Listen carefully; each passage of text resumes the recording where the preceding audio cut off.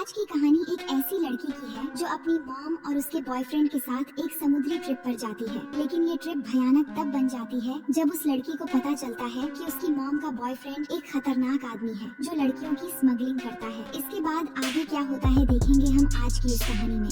तो कहानी शुरू होती है रोज नाम की एक लड़की को दिखाते हुए जिसके चेहरे और शरीर पर चोट के निशान होते हैं और उसे देखकर ऐसा लग रहा था जैसे वो किसी इंसिडेंट से गुजरी है और वो अभी भी सदमे में है। इसके बाद कहानी फ्लैशबैक में चली जाती है जहां हम रोज की मां अल्मा को काम से वापस आते हुए देखते हैं। तभी पीछे से रोज आके अपनी मां को बर्थडे विश करती है जो कि अगले दिन है। फिर अल्मा रोज को पैकिंग पूरा करने के लिए कहती है क्योंकि वो अगले दिन अल्मा के बॉयफ्रेंड के साथ ट्रिप पर जाने वाले थे। रोज को जाने का मन नहीं था पर फिर भी मॉम के कहने पर वो जाने के लिए तैयार हो जाती है। इसके बाद रोज अपने मॉम से कार की चाबी लेकर अपने नाइट शिफ्ट ड्यूटी के लिए चली जाती है जहाँ वो एक होटल में काम करती है। फिर अगली सुबह रोज काम से वापस आती है तभी अल्मा भी ट्रिप पर जाने के लिए लगेज के साथ बाहर निकलती है। लेकिन रोज ट्रिप पर जाने के लिए एक्साइटेड नहीं होती है पर अपनी मॉम के कहने पर न चाहते हुए भी मान जाती है। अब रास्ते में वो अपनी मॉम से उसके बॉयफ्रेंड के बारे में पूछती है तो अल्मा कहती है कि मैं उसे ज्यादा समय से तो नहीं जानती पर इतना पता है कि वो एक अच्छा इंसान है। ये सुन के वो हैरान हो जाती है कि कैसे उसकी मॉम एक आदमी पर ट्रस्ट कर सकती है जिसके बारे में वो ज्यादा नहीं जानती। अब थोड़ी देर में वो अपने डेस्टिनेशन पर पहुंच जाते हैं जहां अल्मा अपने बॉयफ्रेंड डेरेक से जाकर मिलती है। इसके बाद डेरेक उसे मैप में दिखाता है कि हम यहाँ से जाने वाले हैं और ये रास्ता बर्म्यूडा ट्रायंगल के करीब से गुजरता है। डेरेक कहता है हम मंगलवार तक वहाँ पहुँच जाएंगे और वहाँ बहुत एंजॉय करेंगे। इसके बाद जब अल्मा कार से लगेज निकालने के लिए जाती है वहीं रोज कार से कुछ दूर एक पेड़ के नीचे स्मोकिंग कर रही थी तो वो एक आदमी को देखती है जो उसके मॉम के पास जा रहा होता है। बाद में वो मॉम से पूछती है वो आदमी तुमसे क्या पूछ रहा था तो मॉम बताती है कि वो आदमी पूछ रहा था कि मैं कहाँ जा रही हूँ। अब यहाँ रोज पहली बार अपनी मॉम की बॉयफ्रेंड डेरेक से मिलती है जो उन्हें कहता है कि उसने ट्रिप पर जाने के लिए ये सेकंड हैंड बोट खरीदी है जिसका नाम एनालिसा है। फिर ये तीनों बोट से अपने ट्रिप जर्नी पर निकल पड़ते हैं और कुछ देर के बाद बोट पर वो अल्मा की बर्थडे मनाते हैं और उसे विश करते हैं और इस मोमेंट को तीनों मिलकर एंजॉय करने लगते हैं। फिर डेरेक अल्मा को एक टी शर्ट और साथ ही रोज को एक नाइफ भी गिफ्ट करता है। इसके बाद रोज डेरेक से उसके काम के बारे में पूछती है तो वो बताता है मैं पहले पुलिस में था पर अब एक प्राइवेट सिक्योरिटी कंसल्टेंट के तौर पर काम करता हूँ। इसके बाद वो रोज को गांठ बांधना भी सिखाता है और फिर उसे बोट चलाने में मदद करने के लिए कहता है। सेलिब्रेशन खत्म होने के बाद सब बाहर चले आते हैं जहाँ डेरेक रोज को बोट चलाना सिखाता है और अल्मा फोन से उनके फोटोज और वीडियोस बनाने लगती है। लेकिन तभी वो अचानक बोट के मेन सेल से टकराकर पानी में गिर जाती है। तभी डेरेक अल्मा की तरफ लाइफ जैकेट फेंकता है और रोज को कैबिन से फर्स्ट एड और ब्लैंकेट लाने के लिए भेजता है। तो रोज जब अंदर जाती है तभी उसे कैबिन में राइफल और पिस्टल छिपाए हुए दिखाई देते हैं जिसे देख के वो हैरान हो जाती है। लेकिन फिर भी वो अपने मॉम के लिए ब्लैंकेट और फर्स्ट एड लेके आती है। वहीं डेरेक अल्मा को बोट पर ले आ चुका था और रोज आकर अपनी मॉम को ब्लैंकेट देती है। अल्मा को कोई चोट नहीं आई थी और फिर वो अपनी बेटी से माफी मांगते हुए कहती है कि उसने उसका फोन पानी में गिरा दिया। उसी समय वो देखते हैं कि मौसम बिगड़ रहा है तो वो नीचे कैबिन में चले आते हैं। अल्मा यहाँ कहती है कि उन्होंने इतनी दूर तक कभी भी ट्रैवल नहीं किया है इसीलिए वो सुझाव देती है कि उन्हें वापस घर चले जाना चाहिए पर डेरेक कहता है कि डरने की कोई बात नहीं है, मौसम कल तक ठीक हो जाएगा।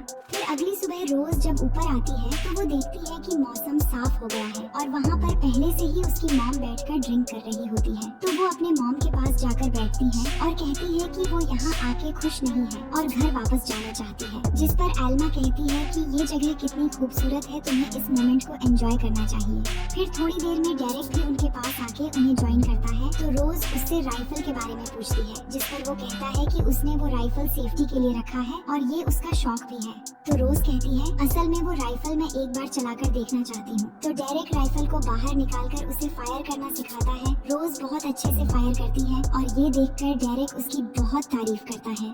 अगले सीन में रोज अपने लैपटॉप पर देखती है कि उनसे कुछ दूरी पर एक और बोट है तो वो बाहर आकर दूरबीन से देखने की कोशिश करने लगती है। इसी बीच डेरेक और अल्मा ड्रिंक कर रहे होते हैं और वो रोज को भी बुलाते हैं तो वो भी उन्हें ज्वाइन करती है। लेकिन जल्द ही रोज को चक्कर आने लगता है तो वो अपने रूम में जाकर सो जाती है। फिर कुछ देर के बाद जब वो उठती है तो उसे बाहर कुछ आवाजें सुनाई देती है। वो बाहर देखती है और नोटिस करती है कि उनकी तरफ एक और बोट आ रही है जो सीधे आकर उनके बोट से टकराती है। उस बोट से दो आदमी आते हैं जो डेरेक पर पर गन पॉइंट करके उसे कोई चीज वापस देने के लिए कहते हैं, लेकिन डेरेक कहता है कि उसे कोई आइडिया नहीं है कि तुम लोग किस बारे में बात कर रहे हो। अल्मा भी चिल्लाने लगती है उन्हें छोड़ देने के लिए, लेकिन उनमें से एक आदमी अल्मा को मारकर इंजर्ड कर देता है। और यहाँ हम नोटिस करते हैं कि ये वही आदमी है जिसे हमने पहले अल्मा के साथ बात करते देखा था, और यहाँ उसके साथी उसे कैप्टन बुलाते हैं। ये सब देखकर रोज बहुत ज्यादा डर जाती है। वही अल्मा जब रोज को देखती है तो उसे छिपे रहने के लिए कहती है। वहीं डेरेक बार बार कहता है कि मुझे कोई आइडिया नहीं है, तुम लोग किस बारे में बात कर रहे हो। तभी कैप्टन अल्मा और डेरेक को गोली मार देता है, लेकिन डेरेक को गोली कंधे पर लगती है जिससे वो पानी में गिर जाता है। फिर कैप्टन और उसका आदमी कैबिन में आते हैं, जिन्हें वो चीज मिल जाती है जिसके तलाश में वो आए थे, लेकिन वो रोज को नहीं देख पाते, पर वो जाते समय बोट पर आग लगा देते हैं। फिर उनके जाने के बाद वो बाहर आकर देखती है कि बोट में आग लग गई है, तो वो फायर एक्सटिंग्विशर से आग बुझाने लगती है, और तभी वो अपनी मॉम की लाश देखती है, और ये देखकर वो सदमे में चली जाती है। अगली सुबह वो अकेली होती है और उसे समझ नहीं आ रहा था कि वो क्या करे। साथ ही बोट भी जलकर काफी ज्यादा डैमेज हो चुका था और इंजन भी खराब हो गया था, जिसे वो ठीक करने की कोशिश करती है, लेकिन कुछ फायदा नहीं होता। फिर वो अपनी मॉम की बॉडी को कपड़े में लपेटती है ताकि घर वापस जाकर वो ठीक से उसे दफना सके, और यहाँ अपनी मॉम के लिए बहुत रोती है। इसके बाद वो मदद बुलाने की कोशिश करती है, लेकिन बोट में सब कुछ जल चुका था। तभी उसे कुछ आवाज सुनाई देती है, तो बाहर आके देखती है कि पानी में अभी भी डेरेक है, जो रस्सी से बंधा हुआ था, और वो अभी भी जिंदा था। इसके बाद वो उसे खींचकर ऊपर लाती है और उसे पानी पिलाकर उसका इलाज करती है। फिर रोज एक डिवाइस उसे दिखाकर पूछती है कि ये क्या है, तो डेरेक उसे झूठ बोलता है कि ये एक एक्स्ट्रा जिप है जो खराब है। असल में इस डिवाइस से सैटेलाइट तक इमरजेंसी सिग्नल भेजा जा सकता था, पर डेरेक कहता है तुम उसे छोड़ो और बोट के ऊपर एक सेल लगाओ जिससे बोट आगे बढ़ेगी। तो रोज एक सेल लेकर ऊपर बांधने की कोशिश करती है, और बार बार ट्राई करने के बाद वो कामयाब हो जाती है। फिर अगले दिन का सीन देखते हैं जहाँ डेरेक रोज को बुलाता है, तो वो जाकर उसके जख्म की मरहम पट्टी करती है। तो डेरेक कहता है तुम्हें कुछ भी करके बोट को स्टार्ट करना होगा। ये कहकर वो बेहोश हो जाता है। इसके बाद रोज जाकर बोट को स्टार्ट करने की कोशिश करती है, लेकिन कुछ फायदा नहीं होता, तो वो थक कर बैठ जाती है। इसी दौरान कैबिन पर उसे डेरेक के कुछ फोटोज मिलते हैं, जिसमें डेरेक के साथ वो 2 लोग भी थे जिन्होंने बोट पर हमला किया था। ये देखकर वो समझ जाती है कि डेरेक ने उन्हें अब तक झूठ बोला है। इसके बाद वो बाहर जाकर डेरेक की बेहोशी की हालत में ही उसके हाथ बोट से बांध देती है, और फिर उसकी सेफ्टी नाइफ भी ले लेती है। मगर कुछ समय के बाद डेरेक अपनी जगह से गायब था, तो रोज उसे ढूंढने लगती है, और कुछ समय ढूंढने के बाद डेरेक उसे नीचे मिलता है। तो रोज हाथ में चाकू लिए डेरेक से पूछती है कि तुम जानते थे कि वो आदमी कौन थे, पर झूठ क्यों बोला। जिस पर वो बस इतना ही कहता है कि वो राक्षस है, तुम उन्हें जितना कम जानो तुम्हारे लिए अच्छा होगा। और उसके एक्सप्रेशन से ऐसा लग रहा था कि वो बिल्कुल भी डरा नहीं है, और न ही उसे अल्मा की मौत पर कोई दुख है। और इस तरह वो रोज को अपने बातों में उलझाकर उससे बोट ठीक करवाने में मदद लेता है। अब रोज के पास कोई ऑप्शन भी नहीं था सिवाय उसके बातों को मानने का, तो दोनों मिलकर इंजन को ठीक करने की कोशिश करते हैं, मगर वो बिल्कुल बेकार हो चुका था। अब इनके पास सिर्फ समुद्री हवाओं का ही सहारा था, और इसी तरह 2 दिन तक उस छोटे से सेल के सहारे आगे बढ़ने लगते हैं। फिर तीसरे दिन सुबह जब रोज बाहर आती है, तो देखती है कि थोड़ी दूरी पर एक आइलैंड है, और डेरेक वहाँ एक कोने में अभी भी सोया हुआ था। तो वो डेरेक से बिना पूछे ही बोट का रुख आइलैंड की तरफ मोड़ देती है, मगर सिर्फ एक सेल के सहारे बोट बिल्कुल किनारे पर नहीं जा सकता था, इसलिए किनारे तक पहुंचने के लिए वो राफ्ट का सहारा लेते हैं। डेरेक भी आइलैंड पर जाने के लिए राजी था, मगर सिर्फ एक हाथ से वो रोविंग नहीं चला सकता था, इसलिए रोज रोविंग चलाते हैं और दोनों आइलैंड की ओर बढ़ने लगते हैं। लेकिन अचानक रोज के हाथ से रोविंग का एक हिस्सा खुल जाता है, और उसे लेने की कोशिश में वो पानी में गिर जाती है, और उसे तैरना भी नहीं आता था, इसलिए वो डूबने लगती है। तभी डेरेक खुद पानी में उतरता है और उसे किसी तरह खींचकर किनारे पर ले आता है, मगर उसकी सांसें नहीं चल रही थी, तो CPR देकर डेरेक उसे होश में लाता है। अब होश में आने के बाद रोज डेरेक को ढूंढते हुए पास में ही एक गुफा के अंदर जाती है, जहाँ डेरेक को पीने का पानी मिल चुका था, तो वो रोज को भी पानी पीने के लिए कहता है। ये आइलैंड वीरान है, इसलिए रोज कहती है कि हमें किसी तरह वापस लौटना होगा, जिस पर डेरेक कहता है कि हाँ हम जरूर जाएंगे, मगर अब जल्द ही अंधेरा होने वाला है, इसलिए आज रात हमें यहीं पर बिताना होगा। इसके बाद दोनों मिलकर राफ्ट को किनारे पर ले आते हैं, और अंधेरा होने के बाद रोज राफ्ट में ही सो जाती है और डेरेक बाहर आग जलाता है, पर रोज को नींद नहीं आती, इसलिए वो डेरेक के साथ बैठ जाती है। फिर दोनों में बातें होने लगती हैं। तो रोज बताती है कि उसके डैड एक सिपाही थे जो ड्यूटी के दौरान इराक में शहीद हो गए। फिर डेरेक अपनी कहानी बताता है, और यहाँ उसका असली सच सामने आता है। वो बताता है कि मैं एक अच्छा और ईमानदार पुलिस ऑफिसर था, पर 10 साल ईमानदारी से ड्यूटी करने के बाद भी मुझे कुछ भी हासिल नहीं हुआ, जिससे मेरी वाइफ भी मुझे छोड़कर चली गई क्योंकि वो मुझे एक हारा हुआ इंसान समझती थी। इसके बाद मैं बेईमानी के रास्ते पर चल पड़ा और बुरे लोगों के साथ मिलकर मैंने बहुत दौलत कमाई और जिन लोगों के साथ में काम करता था उनमें से कैप्टन भी एक था और जिन्होंने तुम्हारे मॉम को मारा है उनमें से कोई भी कैप्टन नहीं बल्कि वो कैप्टन के आदमी थे।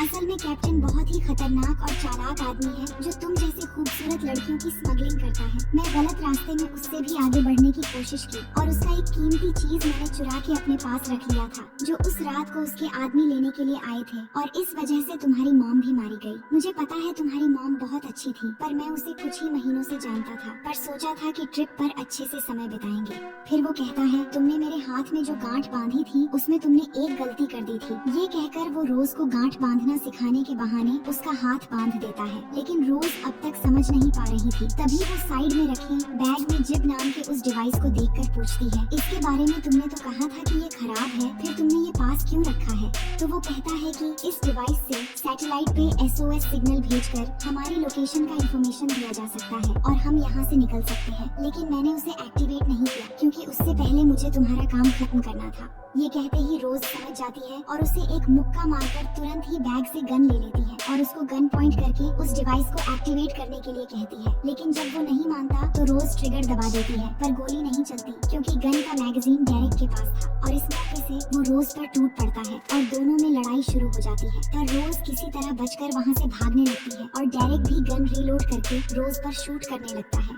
लेकिन एक भी गोली रोज पर नहीं लगती और वो किसी तरह वहाँ से भागते हुए एक जगह छुपकर अपने हाथ से रस्सी खोल लेती है। फिर सुबह का सीन दिखाया जाता है जहाँ डेरेक अभी भी रोज के पीछे लगा हुआ था लेकिन रोज का प्लान था कि वो राफ्ट लेकर यहाँ से निकल जाएगी इसलिए वहाँ से उतरकर राफ्ट की तरफ बढ़ने लगती है लेकिन डेरेक उसे देख लेता है और ऊपर से शूट करने लगता है लेकिन फिर भी वो किसी तरह हिम्मत करके फिर से भागने लगती है और इतने में डेरेक भी ऊपर से गिर जाता है और उसके गिरते ही रोज भी रुक जाती है। फिर उसके पास जाकर देखती है कि डेरेक मरा तो नहीं पर इंजर्ड हो गया है। उसके पास आते ही वो होश में आ जाता है और उसी हालत में ही रोज पर चाकू से अटैक करने लगता है और कहता है कि मुझे बोट पर ले चलो क्योंकि वो डिवाइस मेरे पास है और मेरे बिना तुम उसे एक्टिवेट नहीं कर पाओगी। इसी बीच उसके चाकू के एक वार रोज पर लग जाती है जिसके बाद रोज एक पत्थर उठाकर उसके सर पर मार देती है और उसके बैग से वो डिवाइस ले लेती है लेकिन वो डिवाइस एक्टिवेट नहीं कर पाती जिस पर डेरेक कहता है तुम इसे एक्टिवेट नहीं कर पाओगी, मुझे बोट पर ले चलो फिर मैं तुम्हारी हेल्प करूंगा। लेकिन फिर भी रोज उसकी बात नहीं सुनती और उसे छोड़कर वापस राफ्ट के जरिए बोट पर चली आती है।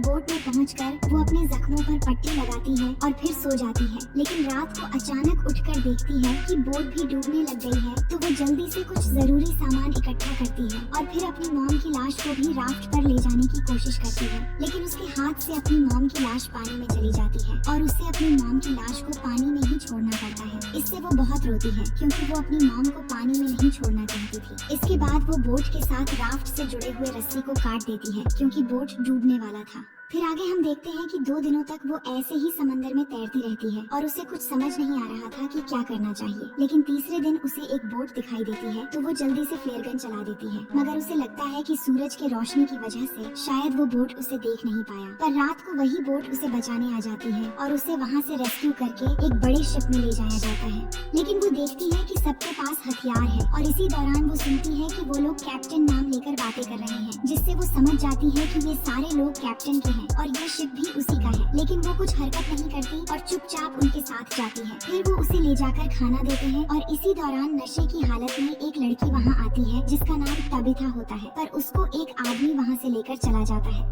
रोज समझ जाती है कि वो लड़की मजबूर है और इस शिप में इसकी तरह और लड़कियाँ भी हो सकती हैं क्योंकि डेरेक ने कहा था कि कैप्टन लड़कियों की स्मगलिंग करता है। फिर रोज उनसे कहती है क्या मैं नहा सकती हूँ तो वो लोग उसे एक कमरा देते हैं और अब वो पूरी तरह समझ चुकी थी उसे अब क्या करना है और अगर इस शिप के जरिए ये लोग लड़कियों की स्मगलिंग करते हैं तो जरूर कैप्टन भी इसी शिप पर होगा। इसके बाद वो अच्छे से नहाकर तैयार होती है और वहाँ से निकलकर एक और कमरे की तरफ जाती है और उस कमरे में जाते हुए उसे एक आदमी दिखाई देता है जिसके आसपास और भी लोग थे। तो वो पूछती है क्या आप कैप्टन हो तो वो कहता है कि हाँ मैं हूँ। इसके बाद वो उसके पास जाती है और उसे बातों बातों में अट्रैक्ट करने की कोशिश करने लगती है और कुछ देर बाद मौका पाते ही कैप्टन के सर पे मार मार के उसका जान ले लेती है। इसके बाद उस कमरे से निकलकर वो एक दूसरे कमरे में चली जाती है जहाँ उसे तबिथा मिलती है तो वो उससे मदद मांगती है। वहीं कैप्टन को मरा हुआ देखकर उसके आदमी अलर्ट हो जाते हैं और रोज को शिप के चारों तरफ ढूंढने लगते हैं। वही टबिथा से रोज पूछती है कि इस शिप में कहाँ पर गन्स रखे हुए हैं, तो वो बताती है कि इंजन रूम में बहुत सारे गन्स रखे हुए हैं और यहाँ मेरी तरह बहुत सारी लड़कियों को भी बंदी बनाकर कहीं ले जा रहे हैं, लेकिन इस समय उनमें से कोई भी तुम्हारी मदद नहीं कर सकती क्योंकि उन लोगों ने सभी लड़कियों को नशे में रखा है। इसके बाद वहाँ से निकलकर रोज उस कमरे में पहुँच जाती है और एक गन ले लेती है। तभी एक आदमी वहाँ आकर उसे देख लेता है पर रोज उसे शूट करके मार देती है। फिर उन लड़कियों तक पहुँचने के लिए वहाँ से आगे बढ़ने लगती है और रास्ते में आए कैप्टन के जितने भी आदमी होते हैं एक एक करके सबको मारने लगती है। वहाँ एक लड़की के साथ भी उसका सामना होता है जो कैप्टन के लिए काम करती थी, लेकिन रोज उसके साथ फाइट करके उसे भी मार देती है। फिर उसका सामना कैप्टन के एक हट्टे कट्टे आदमी से होता है जो रोज को गले से पकड़कर मारने लगता है, लेकिन वो किसी तरह उससे बचकर आखिरकार उसे भी शूट करके मार देती है। इसके बाद रोज जब एक रूम में जाकर दरवाजा खोलती है तो देखती है कि वहाँ बहुत ही कम उम्र के लड़कियों को बंदी बनाया गया है, पर इससे पहले वो उन्हें छुड़वाती कैप्टन का एक और आदमी अभी भी बचा था जो आकर रोज को गन पॉइंट कर देता है। हालांकि ये उसके लिए एक मुश्किल सिचुएशन थी, पर तभी उस आदमी के पीछे से टैबिथा आकर उसके सर पर मार देती है और इसी मौके से रोज उस आदमी को उसी के गन से ही शूट कर देती है। फिर रोज उस लड़की को यहाँ रखकर मदद के लिए सिग्नल भेजने रेडियो रूम की तरफ जाती है, मगर आगे बढ़ते हुए उसे एक और आदमी का सामना करना पड़ता है और वो होता है डेरेक। उसे देखकर रोज हैरान हो जाती है और पूछती है कि तुम तो उस आइलैंड पर मर चुके थे। तो डेरेक कहता है कि तुम्हारी इंफॉर्मेशन देकर मैंने कैप्टन से सौदा किया और उस डिवाइस का इस्तेमाल करके मैं उस आइलैंड से बच निकला और रोज को मारना शुरू कर देता है और कहता है कि कैप्टन के साथ मेरा पहले से ही प्लानिंग था और अब कैप्टन से तुम्हें कोई नहीं बचा सकता। ये सुनकर रोज हंसने लगती है और कहती है कि मैंने तुम्हारे कैप्टन को पहले ही मार दिया है। जो सुनते ही डेरेक उसे मारकर सीढ़ियों से नीचे गिरा देता है और गन लेकर वापस आता है तो देखता है कि रोज वहाँ से भाग चुकी है। उसके बाद वो रोज के खून के निशान देखते हुए ढूंढने लगता है, लेकिन उसके एक जगह पहुँचते ही रोज उस पर एक केमिकल रिलीज कर देती है जिससे डेरेक गिर जाता है। इसके बाद रोज वही चाकू निकालती है जो डेरेक ने दिया था और सीधा उसके सीने में वार कर देती है और आखिरकार उसका काम तमाम कर देती है। इन सब के बाद अब वो थक चुकी थी और कैप्टन के सारे आदमी भी मारे जा चुके थे। तभी उसके पास टबिथा आती है और कहती है कि मेरे साथ चलो, तुम्हें कुछ दिखाना है। फिर रोज उन सारी लड़कियों के साथ शिप के ऊपर जाती है और देखती है कि ये शिप एक बंदरगाह की ओर बढ़ रहा है, जिससे सभी लड़कियां बहुत खुश हो जाती हैं क्योंकि अब ये वापस अपने घर जा सकते हैं। बंदरगाह पहुंचने पर ये मामला पुलिस संभालते हैं। इसके बाद हम वापस कहानी के शुरू में पहुंच जाते हैं जहां रोज एक पुलिस ऑफिसर को ये सारी कहानी बता रही थी, जिस पर वो पुलिस वाला रोज की तारीफ करता है और कहता है कि सभी लड़कियों को उनके घर भेज दिया गया है और अब तुम्हें भी घर वापस भेज दिया जाएगा। लेकिन रोज बहुत दुखी और परेशान थी और कहती है कि मैं वापस नहीं जाना चाहती क्योंकि अब मेरे लिए वहाँ कुछ नहीं बचा। मगर पुलिस वाला ये कहकर चला जाता है कि तुम्हारे पास अपना भविष्य है जिसको तुमने लड़कर हासिल किया है। ये सुनकर रोज भी अपनी जिंदगी की एक नई शुरुआत करने के लिए हिम्मत जगाती है और इसी के साथ ये कहानी यहीं पर खत्म हो जाती है। तो दोस्तों, उम्मीद है कि ये कहानी आपको पसंद आएगी। मिलते हैं